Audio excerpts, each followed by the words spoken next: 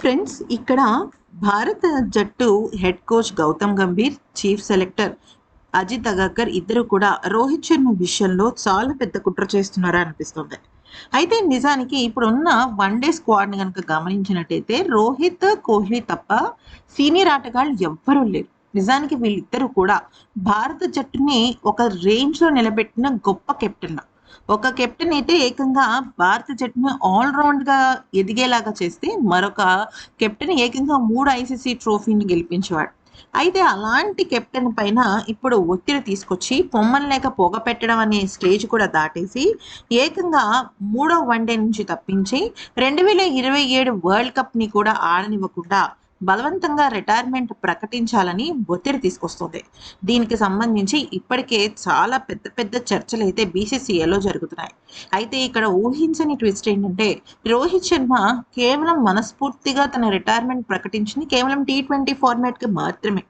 తన test cricket నుంచి కూడా తను కావాలని ఎక్కడా కూడా ఇది అవ్వలేదు. అంటే తన టెస్ట్ క్రికెట్ నుంచి నేను రిటైర్మెంట్ అవ్వాలి అని మనస్ఫూర్తిగా అవ్వలేదు. అక్కడ కూడా గౌతమ్ గంభీర్ ఒత్తిడి తీసుకురావటం వల్లే కోహ్లీ, రోహిత్లు ఇద్దరు కూడా టెస్ట్ క్రికెట్కి గుడ్ బై చెప్పేశారు.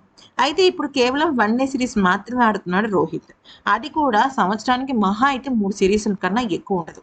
2027 వరల్డ్ కప్ కోసం కనుక చూసినట్టయితే జట్టులో ప్లేయింగ్ 11లో రోహిత్ని, కోహ్లీని పక్కన పెడితే కోహ్లీ ఆల్రెడీ ఫామ్లోకి వచ్చాడు. రోహిత్ ఒక్కడే ఆటలో అంతంత మాత్రంగా ఉన్నాడు. మరి మిగతా 9 మంది పరిస్థితి ఏంటి? వాళ్ళందరూ బాగానే ఆడాలి కదా. కానీ గౌతమ్ గంభీర్కి రోహిత్ శర్మ స్థానం మీదే పెద్ద విసుగు పుట్టింది అనమాట. అయితే ఇప్పుడు ఏం చేయబోతున్నాడంటే, రోహిత్ శర్మని మూడో వన్డే నుంచి కారణం లేకుండా తప్పించి తనని ఎలాగైనా సరే రిటైర్మెంట్ ఇవ్వాలని ప్రెషర్ తీసుకొస్తున్నారు. ఇప్పటికే దీనికి సంబంధించి గిల్తో చర్చలు జరిపాడు గౌతమ్ గంభీర్. గిల్ ఏముంది, కేవలం హెడ్ కోచ్, సెలెక్టర్, బీసీసీఐ చేతుల్లో ఒక కీలుబొమ్మ లాంటి వాడు. ఎందుకంటే చాలా చిన్న ఆటగాడు, సీనియారిటీ పెద్ద లేని ఆటగాడు. ఇంకా శుభమన్ గిల్ గౌతమ్ గంభీర్ ఏం చెప్తే అది చేస్తాడు. అయితే దీనిపైన రోహిత్ శర్మ చాలా మంది బీసీసీఐ ఆఫీషియల్స్తో మాట్లాడి ఐఎమ్ నాట్ హ్యాపీ అని చెప్పడం జరిగింది. కానీ గౌతమ్ గంభీర్ మాత్రం దీన్ని పట్టుబట్టినట్టు తెలుస్తోంది. ఒకవేళ కనుక ఇదే జరిగితే మాత్రం మూడో వన్డే నుంచే రోహిత్ని తప్పించి 2027 వన్డే వరల్డ్ కప్ నుంచి తప్పించాలని చూస్తున్నారు. నిజానికి ఇక్కడ గౌతమ్ గంభీర్ ఎంత పెద్ద కుట్రలు చేసినా చేయకపోయినా రోహిత్ కానీ కోహ్లీ కానీ ఆడేది వచ్చే వరల్డ్ కప్ వరకే. అంటే 2027 వన్డే వరల్డ్ కప్ వరకే.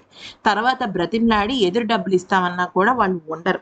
వాళ్ళు ఇప్పటికే ఎప్పుడెప్పుడు గుడ్ బై చెప్దామా అన్న ఆలోచనలోనే ఉన్నారు. కానీ గౌతమ్ గంభీర్ మాత్రం శృతి మించేస్తున్నాడు. ఈ వీడియో నచ్చితే లైక్ చేసి సబ్స్క్రైబ్ చేసుకోండి.